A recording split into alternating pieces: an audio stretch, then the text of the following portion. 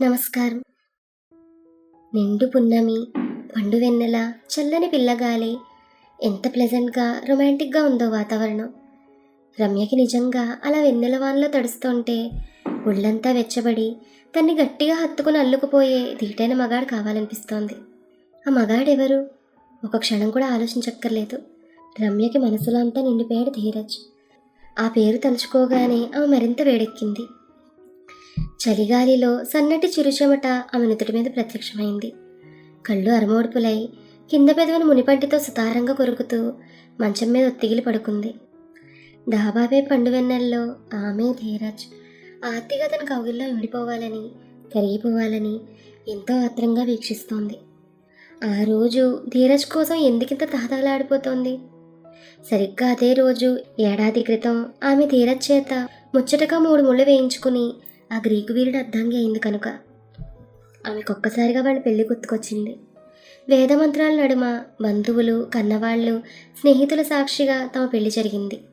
ఆ సీన్ గుర్తొస్తే ఆకాశమంత పందిరి, భూదేవంత అరుగు, పచ్చని తోరణాలు, చెవులకింపైన మంగళ వాయిద్యాలు, బంగారు విగ్రహాల్లో మెరిసిపోతున్న వధూవరులు, వచ్చిన వాళ్ళంతా వారి నుంచి కళ్ళు తిప్పుకోలేకపోతున్నారు.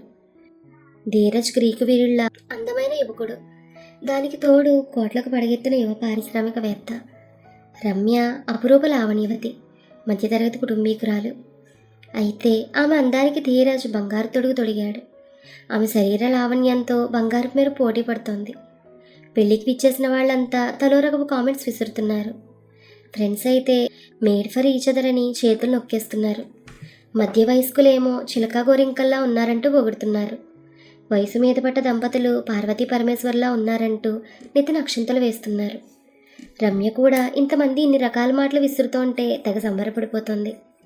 అందమైన భర్త, తరతరాలు తిన్నా తరగని ఆస్తి, ఆ ఆనందంలో ఆమె మోం మరింత వెలిగిపోతుంది. పెళ్లితంతు ఎంతో ఆర్భాటంగా ముగిసింది.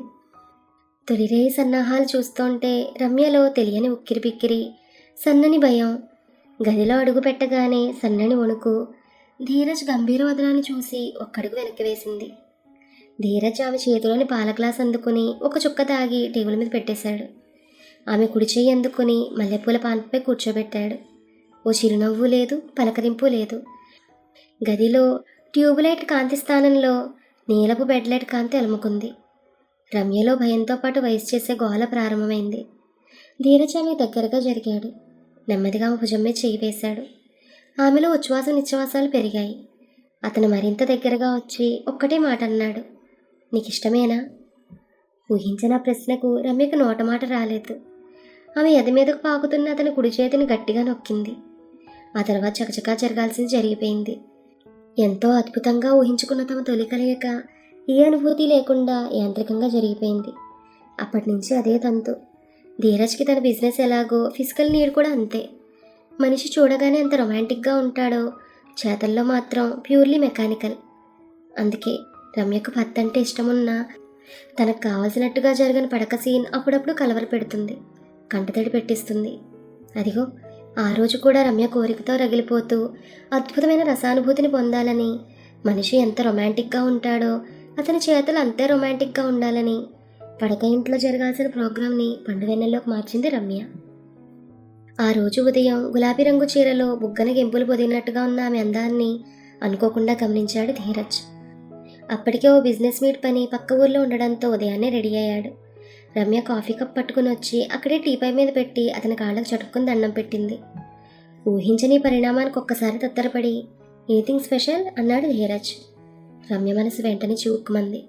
అయినా తమాయించుకుని, ఈరోజు మన మ్యారేజ్ డే అని తలంచుకుని. ఓ ఐమ్ సారీ, ఐ ఫర్గాట్ అన్నాడు ధీరజ్. వెంటనే నీకు నచ్చిన ఒక డైమండ్ సెట్ తీసుకో, మోహన్ లాల్కి ఫోన్ చేస్తాను అన్నాడు. అంటే తనకి ఎంతో విలువైన ఆ రోజును కూడా భర్త డబ్బుతో విలువ కడుతున్నాడు.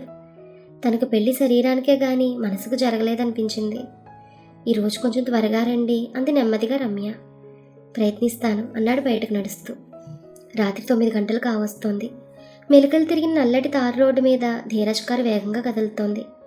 అతని ధ్యాసంతా రమ్య అడిగినందుకు కనీసం ఈ రోజైనా త్వరగా ఇంటికి వెళ్ళాలని.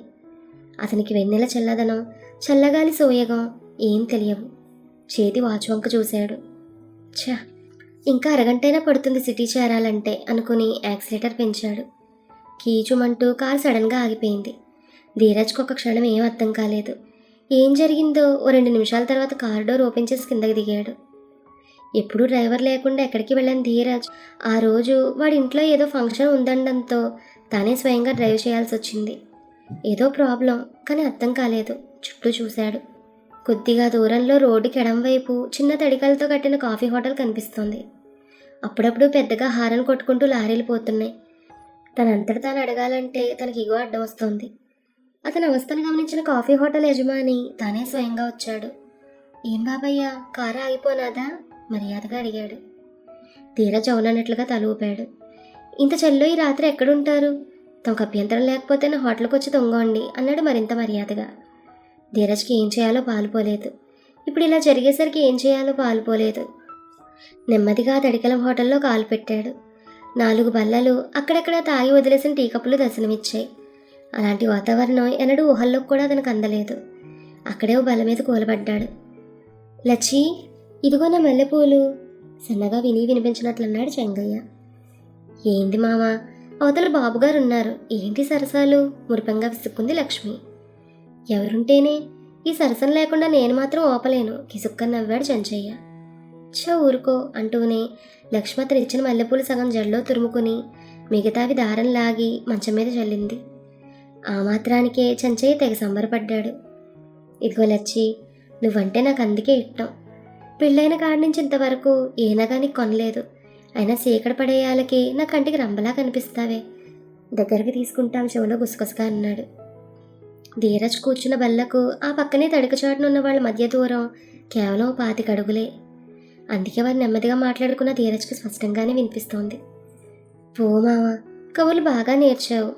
నగలెందుకు, నీవు ప్రేమగా తెచ్చే గుప్పెడి మల్లెలే నా గుండెల్లో గుబులు పుట్టిస్తోంది. నేను జీవితాంతం పెనవేసుకుని ఉండాలనిపిస్తోంది అంత తన కవుల్లో కరిగిపోతూ. ఇద్దరికి వేడి రగులుతోంది. చెంచయ్య అవతల ధీరజ్ ఉన్నాడన్న విషయం మర్చిపోయాడు. అతను అడుగుపెట్టినప్పుడు 1 గ్లాసు మంచినీళ్లు, 1 కప్పు టీ ఇచ్చాడు. అంతే. ఆ తర్వాత అతనికి ధీరజ్ విషయమే గుర్తుకు రాలేదు. ధీరజ్ మనసు నెమ్మదిగా రమ్య అంతరంగంలోకి తొంగి చూసింది. నిజమే, తన భార్యకి నగలు చీరలు కొనడమే కానీ ఆమెతో మనసు విప్పి మాట్లాడలేదు. పడగదిలో కూడా తనిష్టమే. చెంచయ్యకున్న ఆలోచన తనకి లేకపోయింది అనుకున్నాడు. అవతల చూస్తే చెంచయ్య చెలరేగిపోతున్నాడు. లక్ష్మి అయితే భర్తతో ఏకమై ఆనందంలో తేలిపోతుంది. రోజు జరిగే శృంగారమే అయినా ఆమెకు చెంచయ్యలో ఆవేశం కొత్తగా కనిపిస్తోంది. అతని మాటలు మరింత కవ్విస్తుంటాయి. ఆ పక్కగా 3వ మనిషి ఉన్నాడన్న ఆలోచనే వారిలో లేదు. వారి ఒంటి మీద వలువలు ఒక్కొక్కటిగా నేల మీదకు చేరిపోయాయి. ఇద్దరూ పూర్తిగా రతీమన్మధుల్లా రాసలీలకు శ్రీకారం చుట్టారు. సన్నటి మూలుగులు ధీరజ్కి వినిపిస్తూనే ఉన్నాయి. అప్పటికే రమ్య గురించి ఆలోచనలో మునిగి ఉన్న ధీరజ్కి అప్పటికప్పుడే భార్య ముందు వాలాలనిపించింది. ఆమెను ప్రేమగా దగ్గరికి తీసుకోవాలి. ఆమెతో గడిపే ఈ రాత్రి ఆవేశంగానూ ఆత్రంగానూ కాక ఆమె ఇష్టానుసారంగా నడుచుకోవాలి. ఆమె అణువణువును స్పృశిస్తూ సిగ్గుతో ఎర్రబడే ఆమె చెక్కిళ్లను ముద్దాడుతూ ఇద్దరూ ఒక్కటిగా మారిపోవాలి. ఆ విషయం తలుచుకుంటేనే ధీరజ్కి అంత చెల్లిలోనూ వేడి పుడుతోంది. టైం చూసుకున్నాడు. రాత్రి 10:30 దాటింది. ఎలా అయినా రమ్య దగ్గరికి వెళ్ళాలని నిశ్చయించుకున్నాడు. బల్ల మీద నుంచి లేచి రోడ్డు వైపు నడిచాడు. ఓ 10 నిమిషాల తర్వాత ఓ లారీ అటుగా వచ్చింది. కొద్దిగా రోడ్డు మధ్యకి వచ్చి చెయ్యూపి లారీ ఆపాడు. ముందుగా లారీలోంచి క్లీనర్ దిగాడు. అతని చేతిలో 1000 రూపాయలు పెట్టి, చూడు బాబు, అక్కడ ఆగున్న కారు నాదే, దాన్ని రిపేర్ చేయించు. ఇదిగో ఫోన్ నెంబర్, రేపు ఉదయం ఫోన్ చేస్తే అడ్రస్ చెప్తానంటూ కార్డు ఇచ్చాడు. సూటు బూటు వేసుకున్న పెద్ద మనిషి లారీ ఎక్కడం చూసి క్లీనర్ డ్రైవర్ ఆశ్చర్యంతో నోరు తెరిచారు. లారీ పోనీ అన్న ధీరజ్ అరుపుకి ఇద్దరూ తేరుకున్నారు. ఎక్కడికి బాబు అంటూ నెమ్మదిగా అడిగాడు డ్రైవర్. ముందుగా ఎక్కడైనా పూల దుకాణం కనిపిస్తే ఆపు, సీరియస్గా అన్నాడు ధీరజ్. డ్రైవర్ ఆ మాటలకు మరింత ఆశ్చర్యపడ్డాడు. అంతేకాక అటు పక్క తల తిప్పుకుని నవ్వుకున్నాడు. ఆ రాత్రిపూట అంత చలిలో గుప్పెడి మల్లెల కోసం లారీ డ్రైవర్ని 4-5 చోట్ల తిప్పాడు. మల్లెపూల పట్లం చేతిలోకి రాగానే ఎంతో హ్యాపీగా ఫీల్ అయ్యాడు ధీరజ్. తనకి ఏమాత్రం తెలియలేదు. పెద్ద గొప్పగా వజ్రాల నెక్లెస్ తీసుకో అంటూ ఆర్డర్ జారీ చేశాడు భార్యకి. కానీ నిజంగా ఈ మల్లెలు రమ్యను ఎంత ఆనందపరుస్తాయో. ఇలా మధురమైన ఆలోచనలతో ధీరజ్ ఇంటికి చేరుకున్నాడు. 12 గంటల వేళ వెన్నెల వానలో తడిసిపోతూ మల్లెల కుపాలింపుతో వేడెక్కిపోతున్నారు రమ్య ధీరజ్లు. పాలరాతి విగ్రహంలా మెరిసిపోతున్న రమ్య అణువణువు ఆస్వాదిస్తూ ఆమెను ఆశ్చర్యంలోనూ ఆనందంలోనూ ముంచెత్తుతున్నాడు ధీరజ్. అతను ఉండుంటున్న చిలిపి మాటలు రమ్యకి శృంగార కాశ్మీరాలే అవుతున్నాయి. అద్భుతమైన ఆమె అందాన్ని ధీరజ్ రెప్పవేయకుండా చూస్తున్నాడు. అతను సిగ్గుగా చేస్తున్న పనికి రమ్య సిగ్గుల మొగ్గే అయింది. చటుక్కున వారగా పడి ఉన్న చీరను లాక్కుని ఎదమీదకు వేసుకుంది రమ్య. ధీరజ్ ఒక్క క్షణంలో ఆమె చేసే ప్రయత్నానికి భంగం కలిగించాడు. చీరను లాగి అందనంత దూరంలో విసిరేశాడు. ఆమెను గుండెలో హత్తుకుని ముద్దులతో ముంచెత్తాడు.